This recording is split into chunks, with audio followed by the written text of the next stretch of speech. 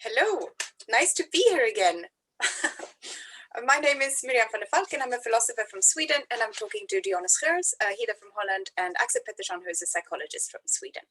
And today we're going to talk about, personal development, which we always talk about, but today's subtopic is poetry. And we wanted to say something about, we've talked about visual art a little bit. We can return to that at some point, I suppose. But we wanted to say something about words and the way you put words together so that they become like keys almost. That's how I feel about words. And the way you can phrase things in beautiful ways. I mean, not just sort of clinical and correct, but beautiful. So I suppose that's like my personal two-line definition of poetry. What do you think? Something important I'd like to add that I was marinating on before this. It's interesting to see for myself how the poets and or the poetry that I felt drawn to in the past, how it apparently depends on what stage I'm in, or stage is for a longer period of time. But for instance, someone we all know, Emily Dickinson, Emily Dickinson, she's iconic because she especially she died so young, and after she died all her work was found in the attic, and how she lived a very depressed and isolated life. And in a way her poetry is not per se difficult, but it's deep and intense. And when I was in a dark place in my life, I read some of her work, and now I don't feel drawn to it at all. Her work still remains very beautiful, obviously, and I find it a must. I find all her work must read. Like for personal development, it's very like something generic to know. Same as with art, to know about her work.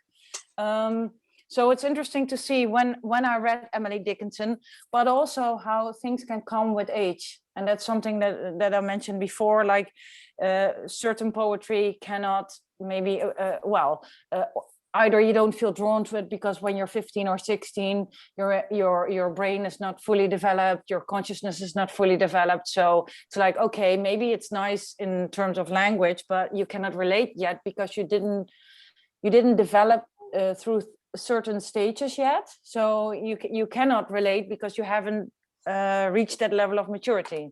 So that was the bit of introduction I wanted to add to yours. And let's give the word to Axel first, how you see poetry in regards to this.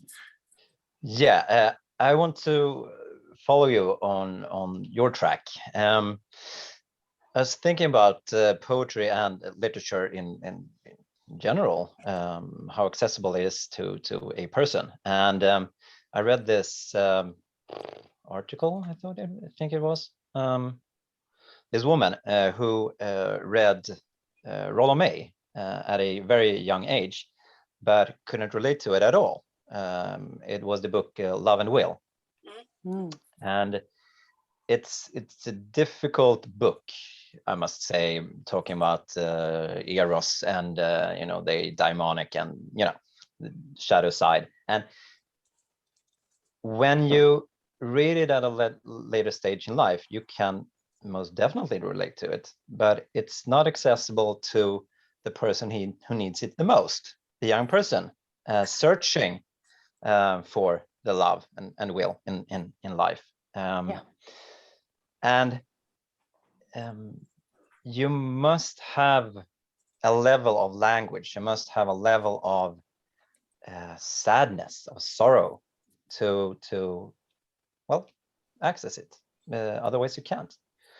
So yeah.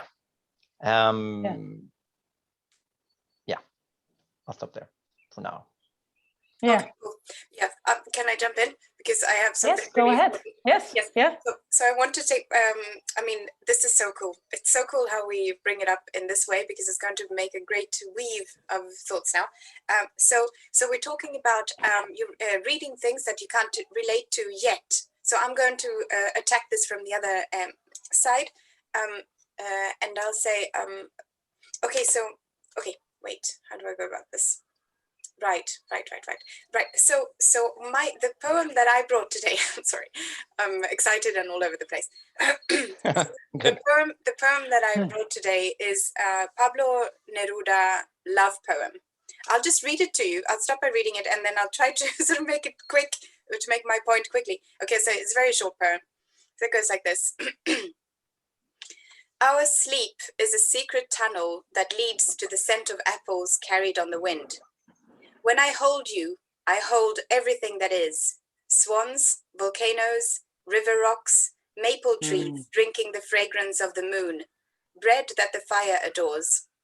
In your life, I see everything that lives. And to me, and I read this for the first time, I think, just when I got divorced, you know, and there was I just thought it was so beautiful. And I remember, it was quite silly, but I remember creating this screen background at work with this beach motive from New Zealand, where I used to live, and I put this poem. I wrote this poem at the bottom, and it was just like this. It was so full of life and love, and you know, the possibility of how things can be and should be, and you know, like a deep triggered recognition of romance and love. And I've thought so much about the word romance as well, because in Sweden, when we like in school, when you talk in about the romantic era, you have these three words: the true, the sanna, det rätta, det sköna, the true, the right, and the beautiful. These three like words, and to me, those three words are lodestars in my life. Okay, so quickly to my point. So when I was a teenager, a young teenager, I guess, and reading, or you know, mid-15 or something, I was very into England, and I had this book called A Book of English Poetry, where I would recite to myself in English as a Swedish young girl, trying to pronounce things correctly, and all these love poems, all these poems about what it's like when you have met this one person and how you feel about them, like just like this Pablo Neruda, you know, in your life I see everything that is, and counting these things like swans, volcanoes, river rocks, bread that the fire adores, you know, and these words make you just know there's something about the human condition and how it can be. But I had not felt those things then, or so I thought. So maybe these words can also be kind of like a trigger reminder, you know, a trigger for something. You know, they will tell you something about what you should be looking for, right? So, may I jump in there? Yeah. Can I say something? I believe that the word reminding literally states we have something stored in our mind, or if you will, from a spiritual point of view, it's all in the universe. It never leaves the universe. You can tap into it, and it's to us. It's up to us as a human being in this lifetime to remind ourselves what is stored in the subconscious or in the unconscious, what we can tap into.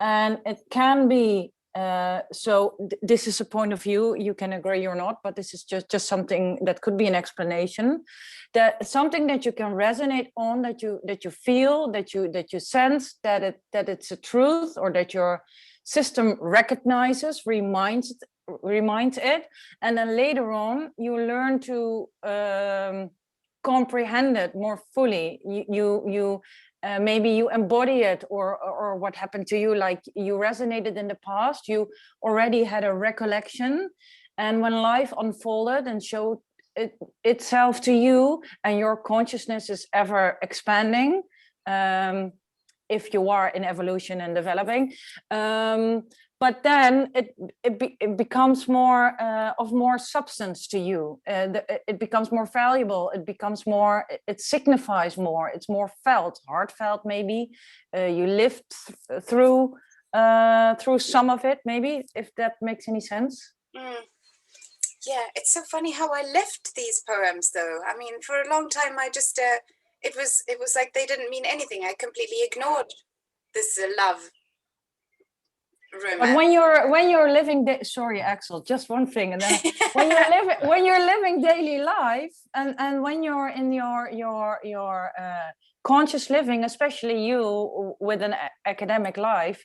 So a lot is done with the head. And then you're not consciously exploring the realm of the heart space or the realm of your spiritual space or a connection of either, but you just resonate on what you're doing in daily life. You have 2 children, as I know, and you have a work life, and then you're in another space, in another realm. So it's not weird that you let it go, and maybe you notice it, but you're not connecting through it to it at the time. If you just, like, for instance, I put something on my wall and I'm like, okay, I notice it cognitively, and I'm visually aware, but that doesn't necessarily mean that I'm always connecting. So that's a difference. Yeah. And it really seems to have to do with personal development and the stage you're at, like which words you live through and with, and which words you like surf on, at this moment. Then that will really tell you something about where you are, right? What do you think? And that's also what they say, like art or hobby, it has to be a choice. You have to devote time, you have to choose time in a day to consciously let yourself meander to art, to poetry, to music. It doesn't go by itself. Yeah, Axel, sorry. Yeah. No worries. Hey. Yeah. Yeah, I think so too. Being alone with the arts. That's a place you need to be to really be able to tap into the feeling that you're searching for, I would say. Excuse me for the noise. In the content of the poem or words or whatever. And I think it's a bit of security that our rationality brings with us in life. To just make it safe for us when we have a lot of stuff in our lives going on, and then feelings, it's not that prioritized our own, so the state just, I say the brain postpones it in some ways, that you shouldn't be feeling these feelings right now, because we have a lot of other things going on. So let's just wait with this kind of stuff. Otherwise, strong feelings, I got to do this and I got to do that. And, I want to write, or I want to, whatever. But I really can't, because my place is right here, right now. And yeah, I don't have time for it in some ways. That could be one explanation. Otherwise, just as you were on to, Dyonne, states, being in a different state, maybe all the time. Maybe the state you were in when you read it the first time was a very special state, and when you tap into the poem at the same level, it's a different state. Well, it's the same state as before. But all those other states, when the words didn't mean anything, you were just bland or indifferent, or maybe angry, maybe happy.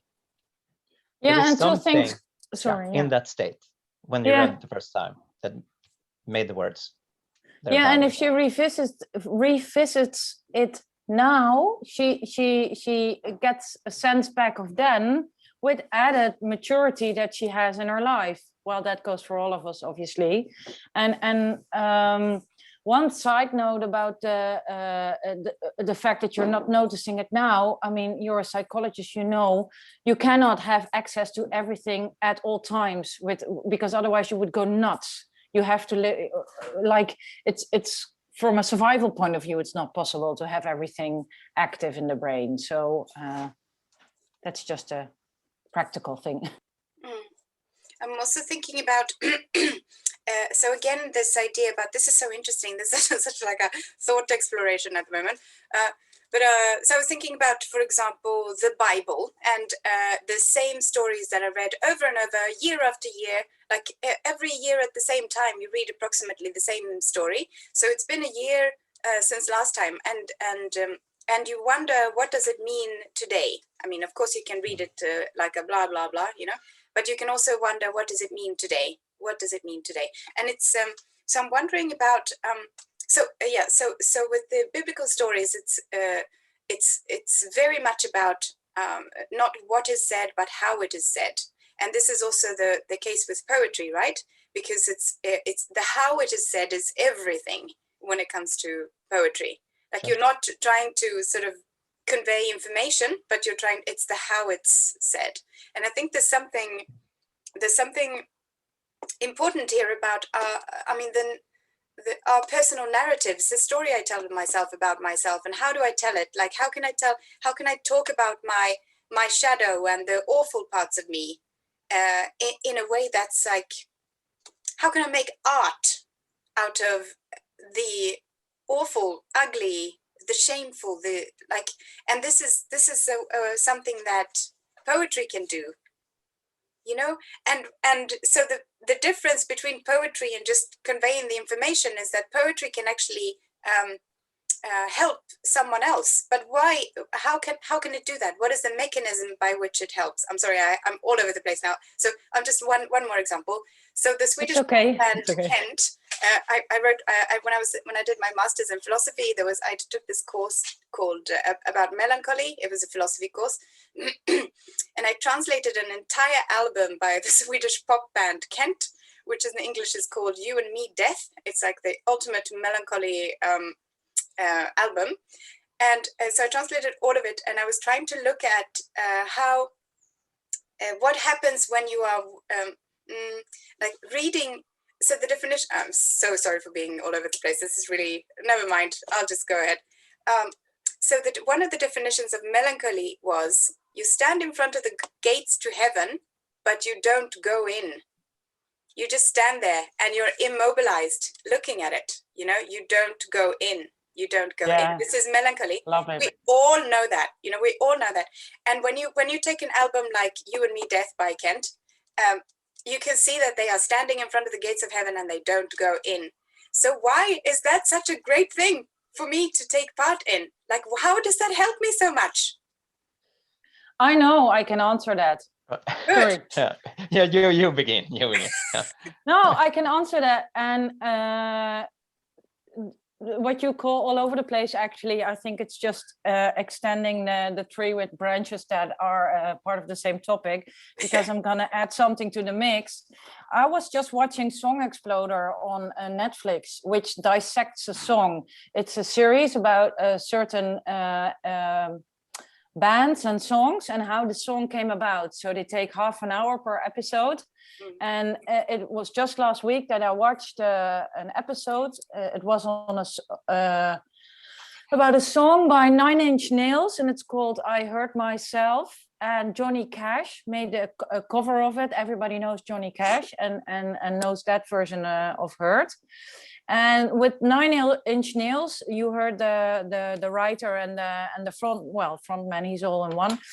And he talked about the grief he was suffering and the depression and everything, and how he totally lost himself.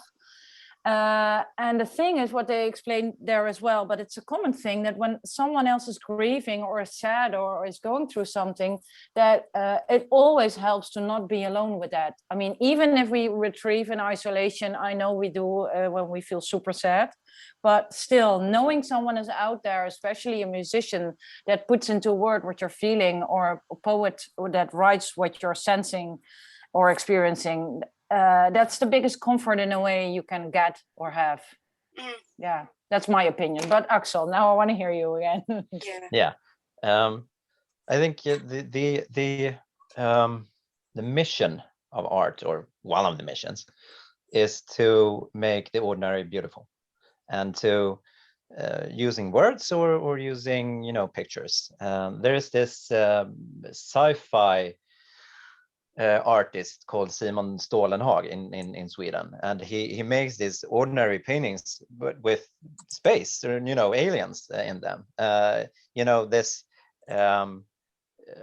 Volvos and the sad 60s and 70s buildings, just big lumps of concrete. And he makes them interesting. And when poets can make ordinary life interesting, or empathic in some ways, that I am you, you are I. You know, Yeah, we can, and sorry for interrupting. I even want to add to that. They underline something, or they make it even something that is visible, but they make it even more clear by either exaggerating it or making it even more minimalistic, or doing the opposite, which then emphasizes it, or how do you, yeah, as I say, underlines it even more. So I think that's even on top of what you said. Yeah, and it resonates on multiple you know, levels of abstraction, on one direct feeling, but you know, when you just branch out in your thoughts, maybe just, you know, 5 words can create all those directions for your mind, and that's kind of amazing, I think. There is this a friend of mine just put this on Facebook. It was she recited Thomas Tranströmer, a bit of a poem from him, and talking about finding a clearing in the woods, and you can only do it by being lost. The you know, the positives of being lost in the woods, and you know, it just creates such a feeling, all the aspects of being in the woods and finding this clearing, and you know, not having to be in control of everything in your life, or just letting go, you know, all this stuff in these words, the feeling of being lost as a positive, and where it can take us, and that is the what I feel is so great with art, because you can, well, maybe rationally think about this stuff, but you can't really put words to it, and have your feelings, you know, being there with you at the same time as your thoughts. So I think art is, for me at least, that's what I'm looking for in art.